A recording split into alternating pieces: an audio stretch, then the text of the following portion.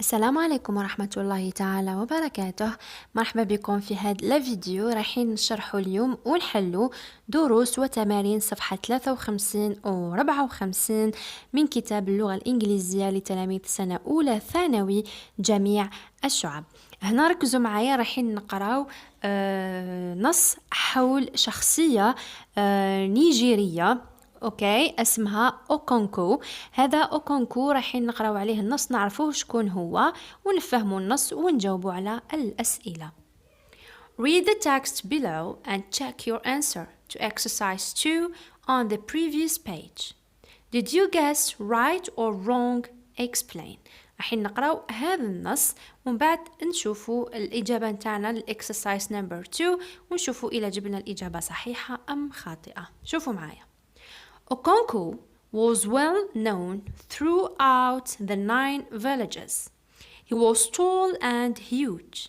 He had a very dark complexion, a wide nose and bushy eyebrows, which gave him a fierce look. هنا رانا نوصفو في أوكونكو خارجا أو خارجيا.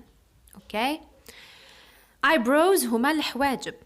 At the age of 18, he won a wrestling match against Amelans the cat. Amelans was the greatest wrestler of the time. قالك في عمر 18 سنة ربح ماتش مع أميلاينز ذا كات. هذا أميلاينز هو اسمه يعيطوله أميلاينز ذا كات القط. اوكي He was called the cat. علاه كانوا يعيطوله أميلاينز ذا كات القط؟ علاه كانوا يعيطوا له القط؟ دوك نشوفوا أعلاه. اوكي He was called the cat because علاه his back ظهره never touched the earth. باسكو كل ما يلعب ماتش ما يطيحش في الأرض. اوكي ظهره جامي قاس الأرض. كي لعب مع أوكونكو أخسر. It is the man whom Okonko threw to the ground 20 years ago. ظهره جامي قاس الأرض، جامي طاح في الماتش نتاوعو. كي لعب مع أوكونكو هو اللي طيحو وظهره قاس الأرض. His victory against Amelans made him very famous in his village. يوموفيا هي القرية اللي كان يسكن فيها أوكونكو كي غلب الأميلاينز ذا كات ولا مشهور. In addition, Okonko was a very hard worker. كان شخص نشيط في العمل. During the planting season, he worked daily from cock-crow until the chickens went to roost. شوفوا هنا تشبيه، كان يخدم الفلاحة، كان شخص يخدم فلاحة في وقت الزراعة. قلك from cock-crow هو صياح الديك حتى chickens went to roost حتى يدخل الدجاج لدارو. وش معناتها؟ معناتها من الفجر حتى للمغرب وهو يخدم في الأرض انتاعو. He became a wealthy farmer and one of the greatest men. أصبح مزارع ثري. wealthy معناتها ثري لاباس به of his time وشخص وإنسان من أعظم الأشخاص في وقته. يونوكا was Okonko's father. دوك حنا هدرو على يونوكا اللي هو بابات أوكونكو. He was a thin, handsome man with a gentle look. He was always in his أقبضة. أقبضة هي لبسة كان يلبسها بابات أوكونكو يونوكا معروف بها. دوك من بعد نشرح لكم وشنو هي أقبضة. In his day, he was lazy and improvident and was incapable of bringing food to his wife and children who were always hungry. باباه ما كانش إنسان مسؤول، كان ماهوش خدام وماهوش قادر حتى يجيب الماكلة لمرته ولولاده. كان إنسان lazy معناتها كسول. He spent most of his time playing on his flute. كان الوقت تاعو عقبو كامل يعزف على الفلوت نتاعو. Yunuka was never happy when people talked about war. كان ما يعجبوش الحال كي الناس يهضروا على الحرب. In fact, he was a coward and preferred to talk about music. على ما يحبش يهضر على الحرب لأنه كان شخص جبان. coward هو جبان ويفضل أنه يهضر غير على الموسيقى لأنه ما فيهاش حرب. Okay. Okonko was different from his father. Okonko كان مختلف على باباه، لا نفس الشخصية ولا نفس الشخص. He was a man who liked action. كان يحب النشاط والأفعال. So he was the first to take up arms in defense of his village. صارت الحرب في المدينة نتاعو، أول واحد اللي رفد السلاح باش يدافع عن منطقته. His courage against the British invaders won him a place among the heroes of his tribe. كي يقاوم البريطانيين ولا عنده مكانة من بين الأبطال نتاع المنطقة نتاعو. إذن أوكونكو كان عكس باباه. Adapted from Thanks Fall Apart. Thanks Fall Apart هو عنوان لكتاب خاص بشخصية أوكونكو، الشخصية السوداء. هنا يتحدثوا على الشخصية السوداء اللي هي أوكونكو وباباه.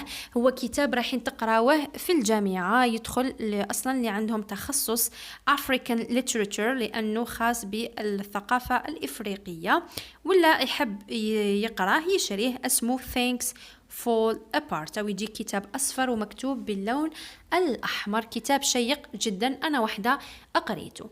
إذن هذا هو النص. الآن ننتقل إلى الأسئلة الخاصة بهذا الموضوع. Complete the table below with information from the text above. راحين نعمروا هذا الجدول من خلال النص. إذن عندنا character traits اللي هما physical appearance. What did he look like؟ راحين نوصفوا أوكونكو ويونوكا المظهر الخارجي. عندنا personality الشخصية نتاع أوكونكو وتاع يونوكا، و likes and dislikes وش يحبوا وش يكرهوا. وبعد نذكروا الزمن اللي راهو متحدث فيه النص ونقولوا أعلى. إذا هنا شوفوا معايا الكاركترز ولا نتاع أوكونكو. عندنا physical appearance. أوكونكو was tall and huge with a dark complexion, a wide nose and bushy eyebrows. هذا الوصف الخارجي نتاع أوكونكو. يونوكا was a thin, handsome man and he had a gentle look. هذا الشرح والوصف راهو في النص. نشوفوا الآن البرسوناليتي نتاع أوكونكو. he had a fierce look. المنظر تاعو كان مخيف، يخوف، عنده شخصية قوية. he was a very hard worker. he was courageous and he was a hero. أما يونيكا he was lazy and improvident, incapable of bringing food to his wife and children, and he was a coward. coward معناتها شخص جبان وخواف. العكس نتاعو هو courageous، شخص عنده الكوراج. اوكي، نروحوا نشوفوا الان likes and dislikes، وش يحب وش يكره.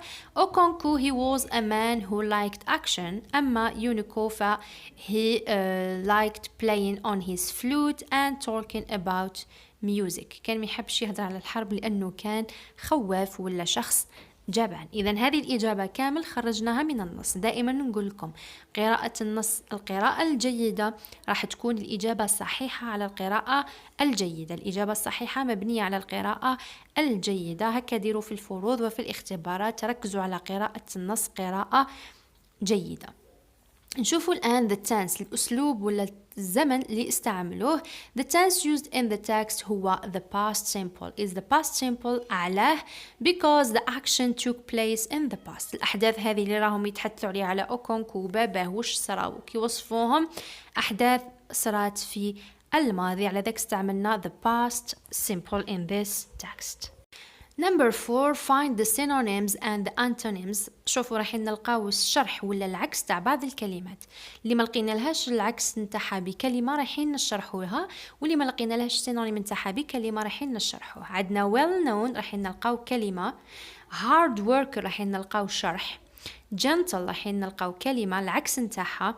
عندنا his victory رايحين نلقاو الشرح نتاعها، improvident رايحين نلقاو ايضا الشرح، و coward رايحين نلقاو الضد نتاعها كلمه واحده في النص.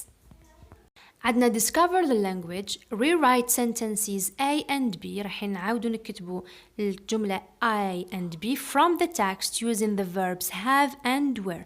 رايحين نستعملوا have and were في هاتين الجملتين باش نبدلوا الجمل لكن يبقى نفس المعنى. make the necessary changes but keep the same meaning. عندنا يونيكا was a thin handsome man with a gentle look. نحو يونيكا وش نديرو في بلاستو. he was always in his agbada. agbada هي type of Nigerian dress. هنا واش نديرو في هاد الجملة؟ رايحين نديرو have و where في كل جملة. وشكون اللي نديرو فيها have وشكون اللي نديرو فيها where. to wear معناتها يلبس. إذا شوفوا الآن معايا حلول تمارين 4 وهذا discover the language. إذا هنا عندنا synonyms and antonyms. عندنا well known synonym تاعها هي famous. عندنا his victory ما لقيناش synonym لقينا لها شرح he won a wrestler match. his victory اللي هو النجاح نتاعو ولا الإنجاز نتاعو أنه ربح match against Emmeline's the cat. hard worker عندنا شرح نتاعها he worked daily from cock crows until the chickens goes to the roost إلى غيرها راهي في النص. عندنا gentle العكس نتاعها fierce.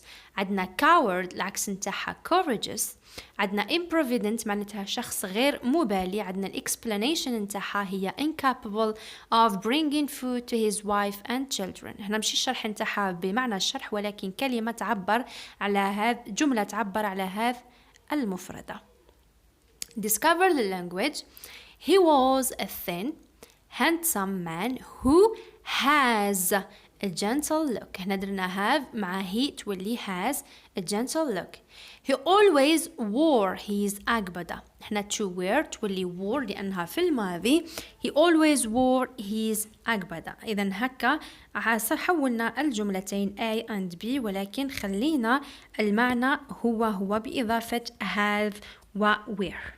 نروحوا للصفحة الموالية. عندنا join each of the pairs of sentences below with the prepositions. عندنا with ولا in into form one meaningful sentence. راح نديروا يا with يا in في هذه الجمل الأربعة. she was a pretty girl. she had a round face and a little turned up nose. إذا هنا عندنا 4 جمل مش راح نقراهم كامل باش ما نطولوش في الفيديو. رايحة نشرح هنا قلنا رايحين نديرو يا with ولا in باش يولو عندنا one meaningful sentence. اوكي عندنا هنا كل جملة فيها جملتين أو قسمين. رايحين نديرو يا with ولا in باش تولي عندنا جملة واحدة. عندنا A و B and C و D رايحين نتحصلوا على 4 جمل فيهم with ولا in. إذا هنا شوفوا معايا حلول الجمل مباشرة باش ما نطولوش في الفيديو وما يكونش ممل. إذا الجملة الأولى كيفاش نرجعوها؟ She was a pretty girl with a round face and a little turned up nose. Number 2, they were clever students in high school. They are always wore uniforms. إذا الأولى ولات with والثانية درنا فيها in. أوكي هنا ربطنا كل جملتين بما يناسبها من preposition ولكن يبقى نفس المعنى. He was an intelligent boy with a little scar on the left cheek. scar هي الندبة جرح ولا حاجة une cicatrice نقولها scar in English. She was an elderly lady with a pink dress. When I was young اوكي هذو هما الأربع جمل. اوكي وهذو هما الأربع جمل. أما هذا التمرين الخامس فهو هذا التمرين دوك نشوفوه وبعد نشوفوا الحلول. إذا هذوك هما الجمل كيفاش ربطناهم بالprepositions. إذا write 5 sentences using the adverbs, the time expressions and conjunctions in the box below. رايحين تكتبوا 5 جمل من الإنشاء نتاعكم تستعملوا فيهم هذا conjunctions ولا expressions اللي راهي في الجدول. هنا مدولنا مثال رايحين انتبهوا عليه. At the age of 18 في عمر 18 سنة he won a wrestling match against Emmeline's the cat. انتم عندكم هنا yesterday, 2 days ago, 2 months ago, 2 years إلى غيرها. هذو كامل لهم في الجدول كونوا بهم 5 جمل تتحدث على وش راهو موجود في هذا الجدول. خيروا وخدموا 5 جمل. إذا شوفوا معايا هنا حلول هذه الجمل.